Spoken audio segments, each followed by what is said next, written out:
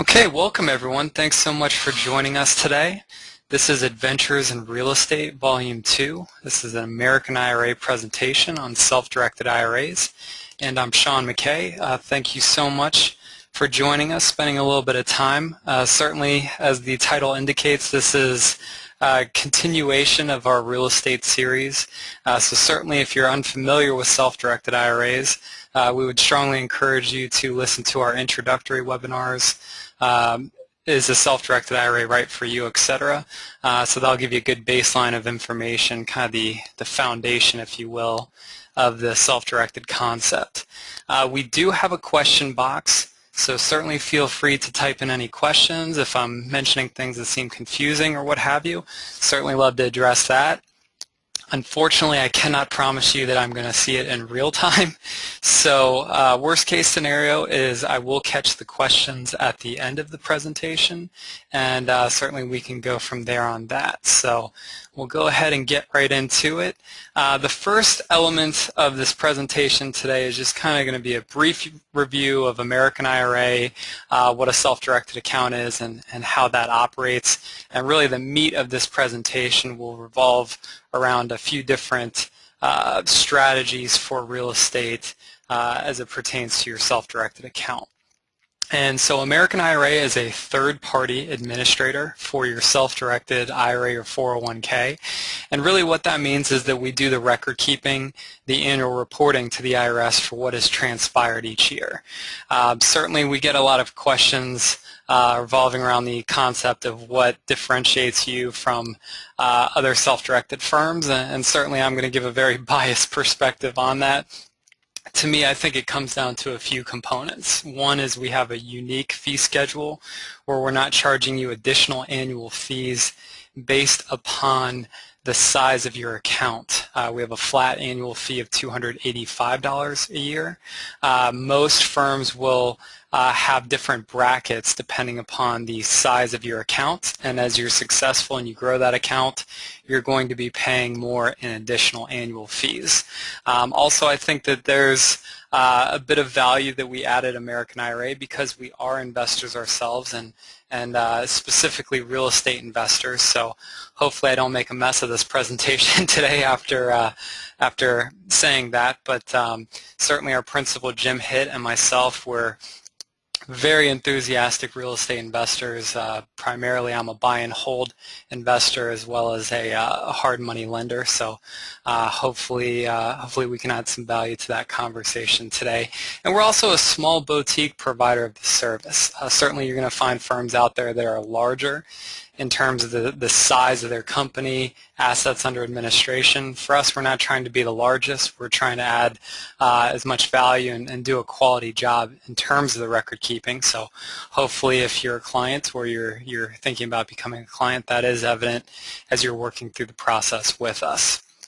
Now, it is important to note that if you have yet to delve into the self-directed arena, essentially all retirement accounts can, in fact, become self-directed, with one basic exception, and that is if you're currently employed by a firm and they have an employer-sponsored plan, like a 401k, a 403b, a thrift savings plan, something of that nature.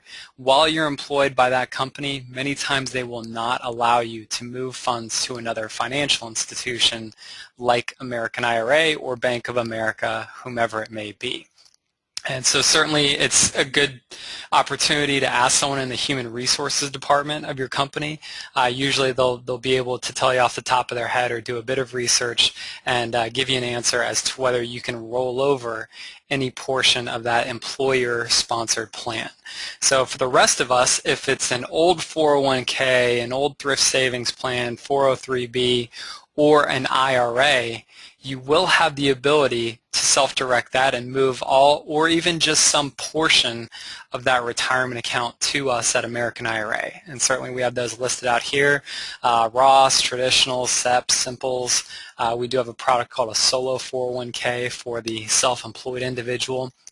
So there are a lot of opportunities to self-direct accounts that are tax-free or tax-deferred.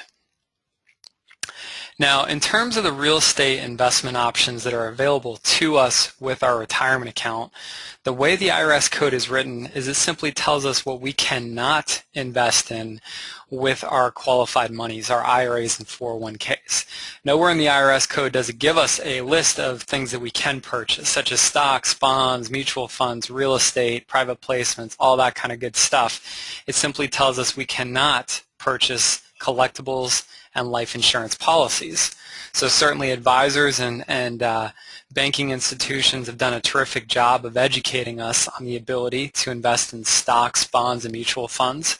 And self-directed firms are trying to do their best to educate you on these alternative assets. So certainly with this being a real estate webinar, we're going to primarily focus on those elements. And so the real estate that can actually be owned by your retirement account can be everything from raw land to condos and townhouses, single-family houses, all the way up to multifamily or commercial buildings. Your IRA or 401k can actually own that asset, just like it can own 100 shares of Exxon stock.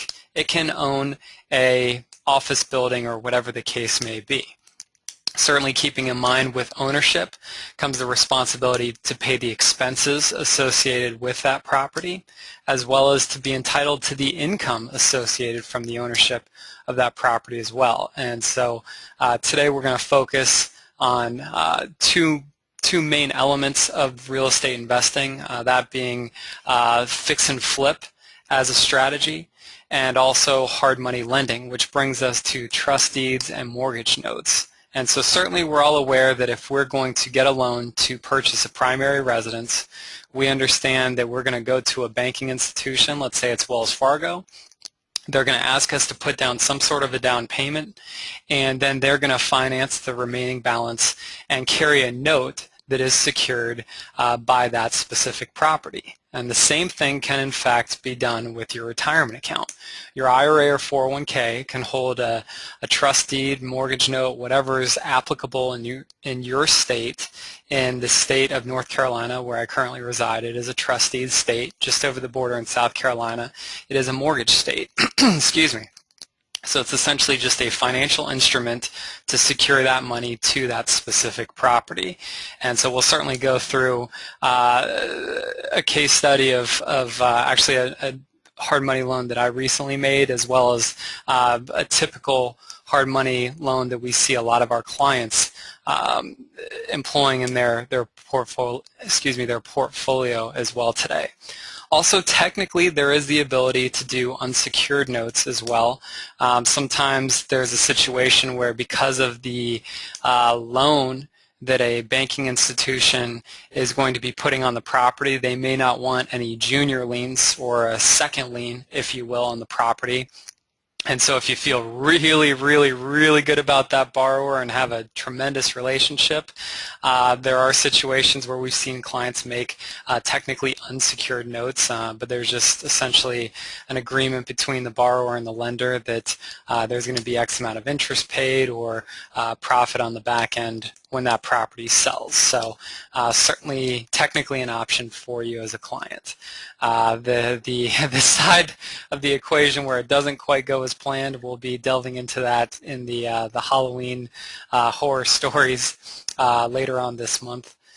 So I'll be kind of poking fun at myself with some goofy deals that I've done. So we have a little bit of fun at American IRA. Certainly we try and do good deals, but sometimes we just we don't listen to the smart mentors that we have, and we just have to do things our own way and learn the hard lessons. So we'll just leave that there. So as you can see, there's a lot of ways, even in the real estate arena, we can get involved with our accounts. So if you break it down into strategies, certainly rental properties is something that we covered on Volume 1. As I mentioned, fix and flip as well as hard money lending will be covered in this volume, Volume 2. Wholesaling options are terrific ways where you can take a small amount of money and actually get involved in a real estate deal. Perhaps you don't have enough to pay for a $100,000 rental, but you are able to get a property under contract at a discount and sell that contract to another investor, and that's essentially the concept for wholesaling. Options are kind of to me, a cousin of the wholesale deal, where essentially an option is the right but not the obligation to purchase a property at a certain price, and you have a certain period of time to execute that option. So an example would be a property is valued at $100,000, and for whatever reason, the homeowner will allow you to get an option on a property to purchase that property at $80,000. So certainly there's equity in that deal, and you put down $1,000 in option consideration.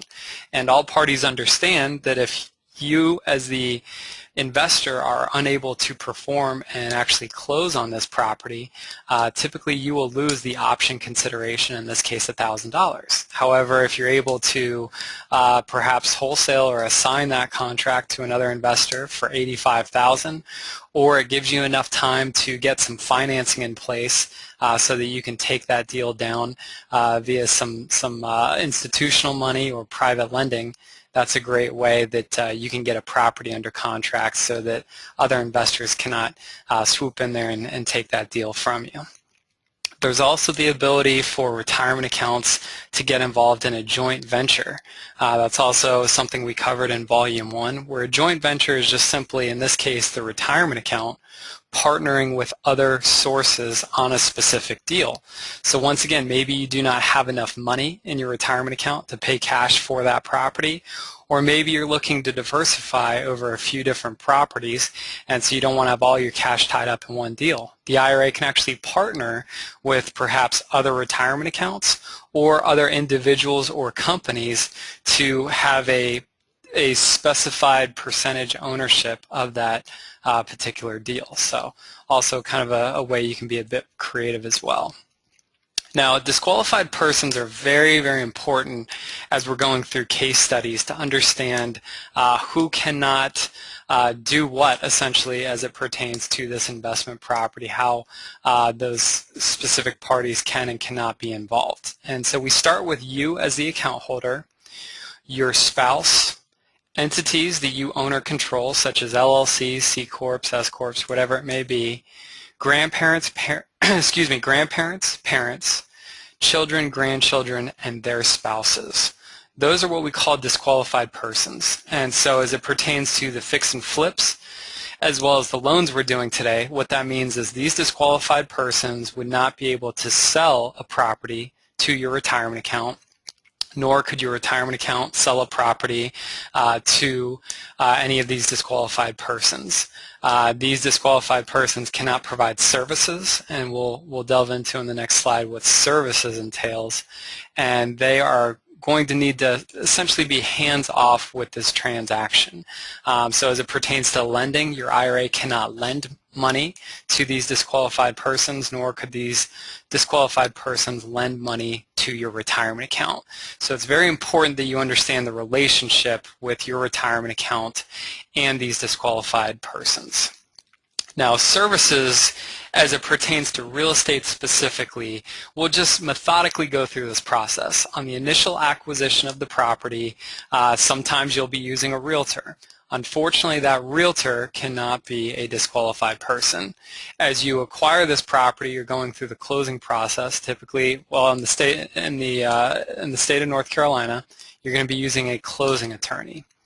And so that closing attorney also cannot be a disqualified person. If it's another state, I believe California, for example, is a title company state. Unfortunately, the officer, the principal of the company, could not be a disqualified person there.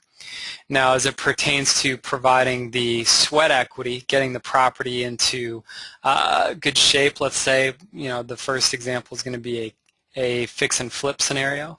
So you're going to be doing new paint, new carpet, maybe there's a new roof, HVAC, appliances, whatever the case may be. Unfortunately, that needs to be hired out to whether they're general contractors, handymen, friends, essentially people that are not disqualified persons. So that's very important. And sometimes that is a bit of a mental hurdle for those that are handy and able to do a lot of that work. And they say, boy, if I own this property personally or through my personal LLC, then I would be able to do all the sweat equity and I'd be able to save on the labor component. And I certainly cannot disagree with that. However, if you really analyze the full situation, if you do a fix and flip personally, that's short-term capital gains. And so if everything goes well and you make a nice chunk of cash, 30, maybe 40% of the net income will actually have to flow to Uncle Sam, to the IRS, for a pretty significant tax bill. Now you compare that to doing that same fix and flip inside of their retirement account, and what you'll see is that regardless of the type of retirement account, if you make, say, $30,000 on a flip, then all of that $30,000 goes back to your retirement account. You're not going to be paying Uncle Sam, assuming that it is a cash deal and there's no leverage being used for the acquisition, which frankly is typically the case when our clients are purchasing real estate. Many times they are not using financing. If it's a $60,000 property, they have over and above the $60,000 in their retirement account for the acquisition and also the rehab of that property. So as I mentioned, the first case study, it's going to be a fix and flip, and ultimately what we want to do is just simply illustrate the process as well as the numbers associated with how that looks. So in this scenario, Carlton is looking for his first flip. Certainly in 2014, a lot of individuals are getting back into the real estate market. They're excited, and so Carlton is not one of the few individuals out there that's looking to take advantage of a hot real estate market. So he does what those gurus suggest, and he goes out there and does direct mail campaigns, sends flyers, writes notes to potential sellers, does kind of the whole thing. He's really involved in the process, and in this scenario he's negotiating directly with the homeowner. So as I said, sometimes you may use a realtor. Other times, if you're willing to kind of dig in there a little bit deeper and work a little bit harder to find deals, you may be able to directly negotiate with the homeowner, and maybe that will result actually in a better price that you'll be able to negotiate. They won't have to pay realtors commissions and what have you.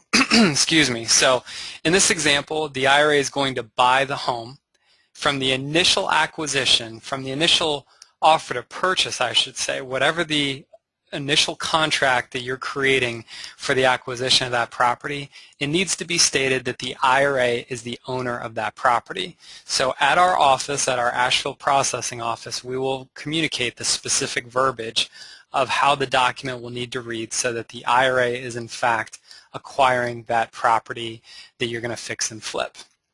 So you're going to go through your closing process, you're going to work with the closing attorney, and all of the closing documents will be vested in the name of the retirement account as well. Every piece of county documentation will state that it is in fact an IRA owning the property as opposed to an individual. So after you acquire that property, once again, as I said, you're going to hire out the contractors, the subs, handymen, whomever they may be, to provide the labor. Ultimately, the property will then be put on the market. Perhaps you're going to be listing that with a realtor, and ultimately the income flows back to your retirement account. It's very important to understand the IRA is a totally separate entity than you or any personal LLCs or businesses that you have. So this retirement account is going to be paying for all of this labor and materials and what have you, and conversely, when this property sells, it's going to get all of the income derived from that. So in this example, just to kind of walk you through some numbers, the actual sales price for this property was $154,000. And the closing costs associated with not only the sale of the property but also the purchase, the closing costs with the closing attorney and what have you, front and back of that deal comes at about $13,000. The holding costs while you were getting the property back up into shape, the HOAs, taxes, insurance, whatever the case may be, came to $1,500. And the rehab was just over $48,000. So a relatively significant rehab. So this one probably had paint, HVAC, carpet, roof, Maybe there were some other major systems in the property. There was a big chunk of money that had to be spent. And you initially acquired this property from the seller for $72,700. So Carlton understood he was getting a significant discount because he had to put a lot of work into it, and he was able to communicate that to the seller that I'm really only going to be able to pay X amount just simply because of the current condition of the property. Now, obviously, if you've ever negotiated with sellers, you understand that they always think their property is worth a bit more than it may be in reality to other people.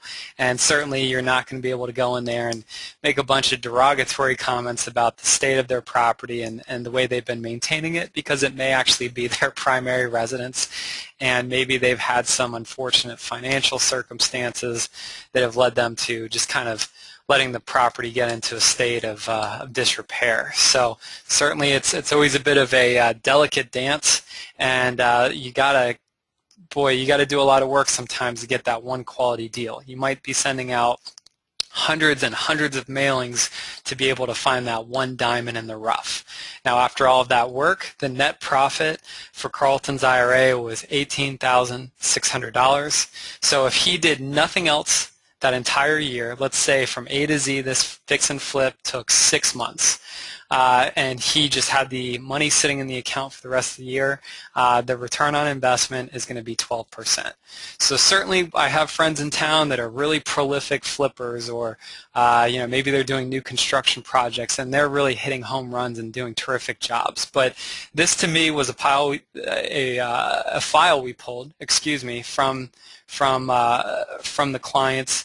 And this indicated just a very steady Eddie deal, quite frankly a little bit of a vanilla deal, just so that you understood the clients in this market are in fact making money on fix and flip deals. It's not always going to be the big $100,000 checks that you see on late night infomercials, but $18,000 is certainly a heck of a lot of money in my book. So this went well for Carlton, and I think he's certainly going to be moving on and doing additional deals.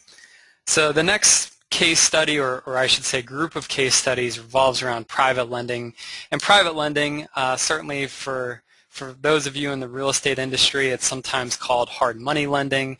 There's different strategies inside of this very general topic that we'll cover. And so we'll start with kind of a very basic scenario that we see from a lot of clients, where it's just simply going to be a straight interest rate that they're charging borrowers.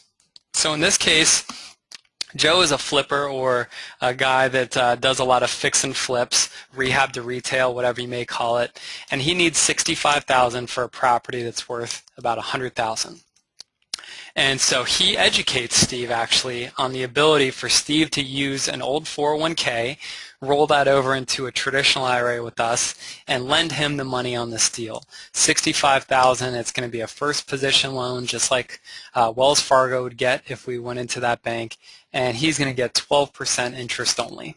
Now, I get a lot of comments, whether it's at live events or someone that listens to a webinar, that says that is absolutely ludicrous for someone to be paying 12% when prime is, I don't know what prime is today. Let's say it's, just for easy numbers, somewhere around 4%. Who in their right mind would be paying 3 times what a bank could possibly give you? There's a lot of reasons for that we'll delve into, but the basic gist is this. In the real estate arena, there's essentially, in my mind, 2 real estate worlds. There is the retail world for someone that is going to buy their primary residence. They're going to go to Bank of America. They're going to get a home loan. It's going to be a process that takes, say, 60 days to purchase that primary residence.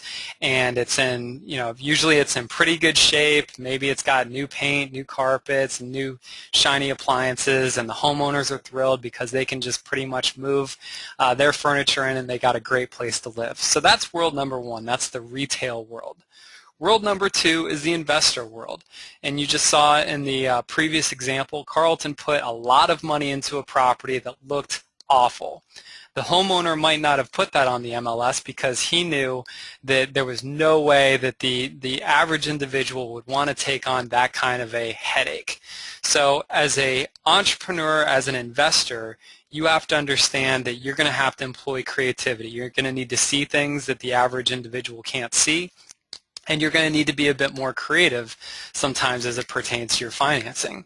And the reason why Joe is able to pay 12%, or he's willing to pay 12%, is because he is actually going to be needing to close on this property in a week. As I said, we all know this. If you go to a large financial institution, they do a terrific job. They're going to walk you through that process. You're going to have a great experience typically with your mortgage broker, but it is a longer process. If an investor says to a homeowner, I can give you this money and I can give it to you within a week, and because of that, that seller says, okay, great, I got this headache, I just need to get out of town and I need to be done with this property, this is where the ability to get a property, a significant discount comes in. And Joe knows he can't go to a bank and get his 4% loan, so he needs to make this an enticing opportunity for a private individual to actually fund that note for him. So once again, the key to this concept is that the IRA is going to make this loan, and all of the money derived from the interest, in this case derived from this deal, will flow back to the retirement account. There is no income that the account holder is going to need to calculate on their personal returns. All of this is staying inside of their retirement account. Very similar to if you purchase a stock for $20 a share on a Monday and the market goes nuts and you're able to sell it for $30 a share on Tuesday. If that stock is inside of your retirement account, all of those monies flow back to your IRA or to your 401k. So does this deal make sense for Joe? As I said, he's got a quick close. He's got to make this thing happen. He's getting these deals because, once again, he's going through all of the work, the mailings, dealing with homeowners, making a lot of appointments. This is a full-time job. If you speak to someone who's a full-time rehab to retail guy, this is a 60-hour-a-week job. And he's willing to pay a higher rate because also he doesn't want to put any skin in the game. Maybe he's got 6 projects going right now and he doesn't have the capacity to put 20 or 30% down on every single deal that he buys, but the lender's okay with this deal because he understands that this is a situation where there's going to be 2 outcomes for lending his money. Okay, so he has agreed to lend money at 12%. So he understands option 1 is that Joe's going to perform as he has indicated that he would, that he's promised that he would, and he's going to get paid the agreed upon 12% interest. So that's situation 1. Everything goes well. Joe rehabs the property. He's able to sell the property, and Joe makes a nice chunk of money, and Steve's able to get his high 12% yield. Scenario number 2 is the world collapses.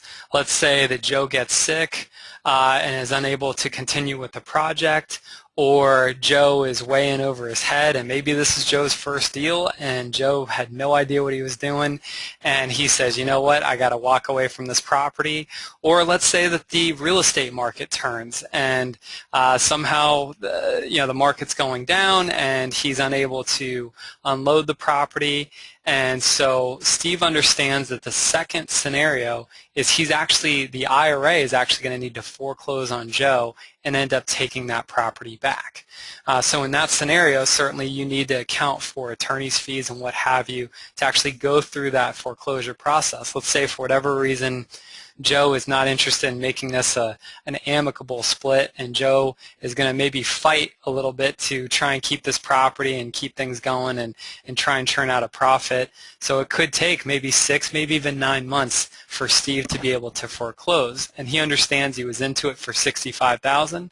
Let's say he's got another $5,000 in costs, so he might have $70,000 into a property that is worth somewhere around $100,000.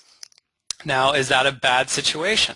I submit to you that if you understand the collateral and you understand the risk associated with it, that can be, frankly, maybe not the ideal circumstances, but still ultimately profitable. Because let's say you were to turn to another investor and say, you know what, I got this $100,000 property and I'm willing to sell it to you for $75,000.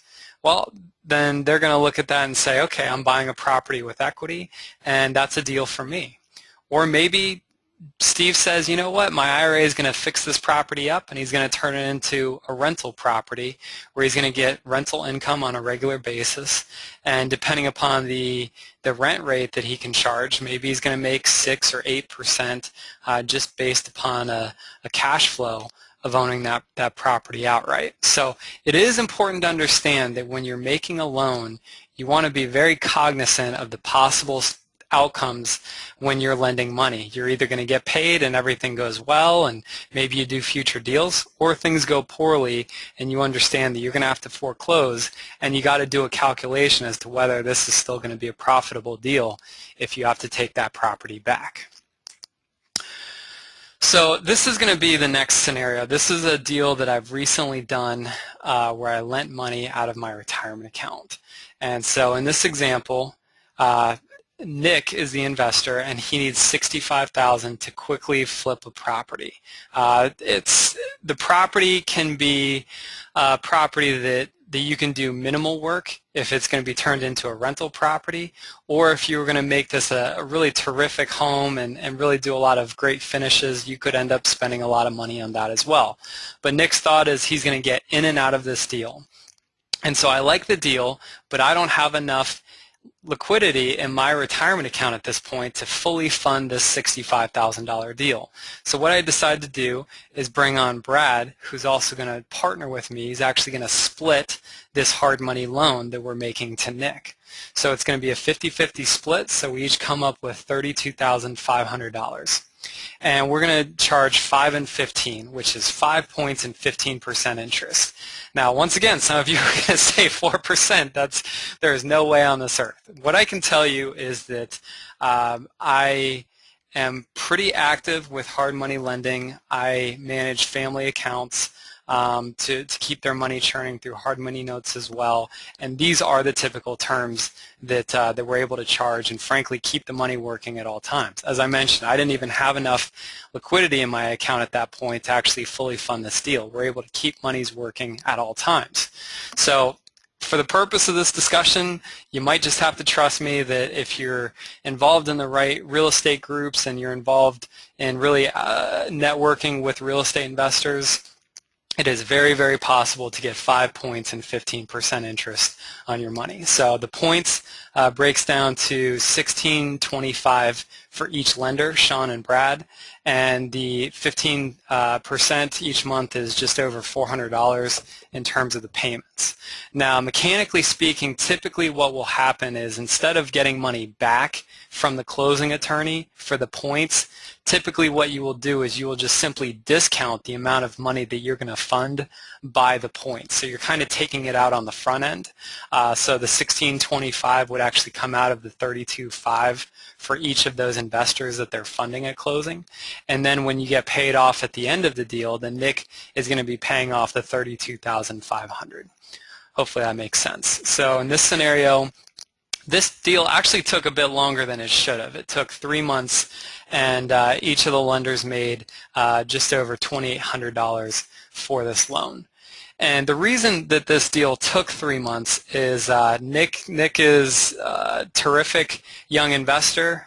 He's going to do really well, but he was frankly a little bit lazy in the way that he marketed this property. Brad and I, we've done some deals together. Brad's a really savvy guy, and what we had suggested was that the property was a property that had a bunch of trash essentially in it. It was not in any kind of shape to show to anybody, and it made it look like it was really in rough shape. And so we suggested to pay a crew to come in and do what's called a trash out, where you just basically clear everything out of the home so that it's at least a blank canvas for people to look at.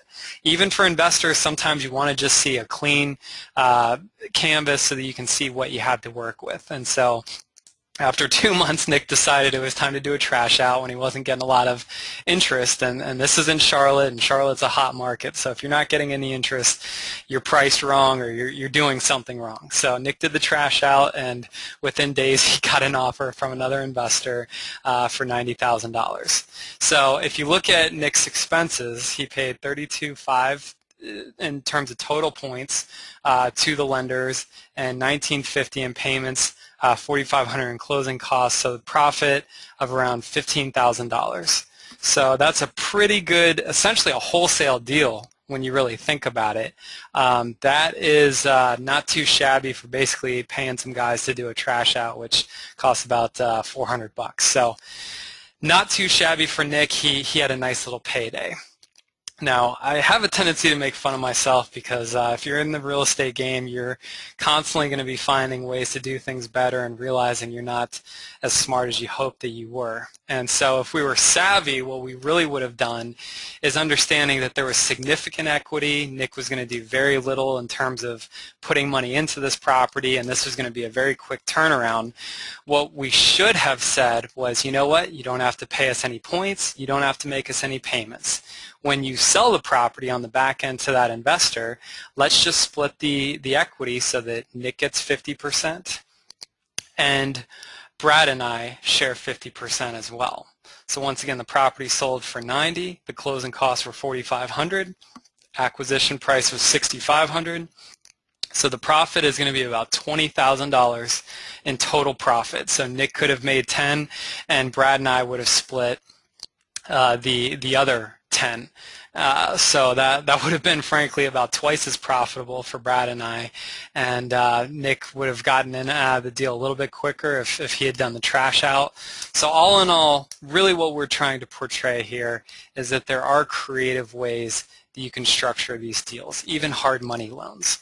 I was speaking with an individual this morning where she's actually interested in doing a bit of a hybrid scenario where maybe she's going to charge, say, a fairly low interest rate of maybe 5 or 6%, and then when that rehabber sells that home, maybe she's going to get a cut of that back-end equity. Maybe it's 20 or 25%.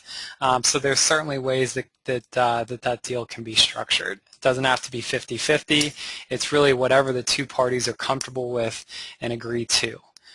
So that's kind of just some food for thought there as it pertains to private lending or hard money lending. Now, it is really important to note that before you get involved with any of these transactions, you first must get your account established with us. And that's done using our appropriate application kit for the type of account you have. The Easy IRA kit is used for both traditional and Roth IRAs. And so that's step one, is you get your account set up. You fill out the pages of the application as well as a copy of your driver's license, and you send that in to us. Next, you're going to work on getting the account funded. If it is an IRA, typically you're going to want to use our transfer form that's also in that application kit to move over whatever portion of that existing IRA. As I mentioned earlier, this is not an all or nothing proposition. You can certainly just simply move a portion of your IRA over to us. If you have an old employer-sponsored plan, like an old 401k, many times you're going to use a rollover form. The rollover form, however, really initially will need to come from the current custodian that is administering your 401k. They'll want to use their rollover form. You fill that out, send that back to them, and then they'll move over the monies to us as you instruct them to. Also, some individuals will just simply create a new retirement account with us. So in that scenario, you're going to be using our deposit coupon to let us know the amount of money you're contributing to your IRA for that specific tax year. Then the third element will start with you providing us what we call our bi-direction letter. It's a document from our website that lets us know what you are investing in with your retirement account. And so in that scenario, we'll receive that, and then we'll send you a set of instructions that are germane to the type of investment that you're going to make. We have a terrific closing department. They are the backbone of this organization, and they do a terrific job. I always tell clients, all you need to do is tolerate working with people like me, and you're going to be super pleased when you have the opportunity to work with our transactions department. They're really, really terrific. I can't say enough great things about them. So that's kind of the 1, 2, 3. Now I'll leave this information up here. I'm going to check and see if there are any questions in our question box. My direct email address is Sean, S-E-A-N, at AmericanIRA.com. Our website is AmericanIRA.com, and our Asheville headquarters is 828-257-4949. Now let's check and see if we have any questions out there. Okay, we have a great question. It says, can direct marketing expenses to obtain a property be paid by an IRA? Great question, and certainly that is, if it is an expense associated with an IRA making an investment, whether it's the closing costs for a closing attorney or marketing expenses to market to potential sellers, or yes, sellers, then that is a scenario where the IRA would need to pay those expenses. So great question there, and I certainly appreciate that. Regarding disqualified persons, my wife is adopted. Would her birth mother, who has no parental rights, as her adopted mother does, be considered a disqualified person? Good question, not one that we get too frequently. So in this scenario, her birth mother is still technically her biological mother. So frankly, unfortunately, in this scenario, and I preface this by saying I'm not a CPA or an attorney, but a birth mother as well as an adoptive mother would both actually be considered, unfortunately, disqualified persons typically. Now, as I said, feel free to speak with your attorney. That is my understanding of disqualified persons. Now, if it is a situation where is a unadopted step parent, then that certainly is possible for you to do business with that individual typically. If I invest in an LLC, do the same disqualified persons apply? Yes, they do. Sometimes there's a bit of a misconception in our industry that by creating an LLC, all of a sudden you have the ability to do things, and it's kind of like this magic wand where there's no prohibited transactions, and unfortunately that is incorrect. With an LLC, that is going to have the same prohibited transactions and the same disqualified persons, so thank you for that. Can you partner with a disqualified person to buy real estate? Great question, and yes you can. In Volume 1, we do discuss on one of the elements how disqualified persons, if it is at the initial time of acquisition, there are situations where you can partner with a disqualified person. Now once again, some attorneys and CPAs will advise you, that the proper structure is for both of those disqualified persons, in case of an IRS audit at any point down the road, to be able to show that at the time of acquisition, both partners had either the capital to be able to do that deal independent of the other, or the ability to borrow money to do the deal independent of the other partner. So certainly that can kind of get into a bit of a gray area, but from a technical standpoint, there are structures where disqualified persons can in fact work together. Thank you for that. In private lending, would you advise lending through an LLC versus direct from self-directed IRA? Good question, and unfortunately this is always going to be technically an attorney type question. What I can tell you is personally for my family retirement accounts, I do not create an entity structure like an LLC. One is an additional cost. You have your state filing fees, which in North Carolina are $200 a year.